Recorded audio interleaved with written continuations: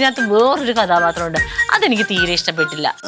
ഇതിനകത്ത് ഇങ്ങനെ ഒരു തേങ്ങ ചിരട്ട, തേങ്ങയുടെ ചിരട്ടയില്ലേ, ചിരട്ട നമ്മൾ ചിരണ്ടിയിട്ട് ബാക്കി വരുന്ന ചിരട്ടയില്ലേ, ആ ചിരട്ട മോഷ്ടിച്ചിട്ട് പോണ ഒരു കള്ളനുണ്ട് ചേച്ചി. 3 ചാക്ക് ചിരട്ട 800 രൂപയ്ക്ക് മോഷ്ടിച്ചിട്ട് വിറ്റ്. ഒരു കഥാപാത്രം തമ്മിയാണോ ചെയ്യുന്നത്? ഞാനായിരിക്കും മിക്കവാറും ചെയ്യേണ്ടത്.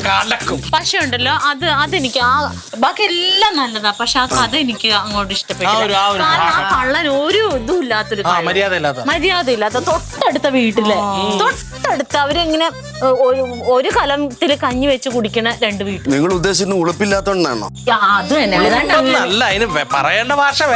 അങ്ങനെ ഇരിക്കുന്ന ഒരു കുടുംബത്തിൽ നിന്ന് നീ കള്ളം ചെന്നിട്ട് ഇതേപോലെ അവരുടെ 3 ചാക്ക് ചിരട്ട, വല്ല പ്രയോജനമുള്ള കാര്യമാണോ? അതെടുത്തോണ്ട് അങ്ങ് പോവും ചേച്ചി. എന്നിട്ട് അവൻ ആ പൈസ മേടിച്ചോണ്ട് പോകുന്ന വെറും കള്ള മനുഷ്യൻ, കച്ചറ. അത് ഭയങ്കര മോശമായി പോയി തമ്പിയണ്ണ. അതെന്നെ സ്വഭാവം. അത് കഥാപാത്രത്തിന് അങ്ങനെ ക്ഷമിക്കാൻ പറ്റില്ല. ആ കഥാപാത്രത്തിനെ ഒന്ന് മാറ്റിയിട്ട് ആ പൈസ അവർക്ക് കൊടുക്കണ പോലെ ആക്കാം.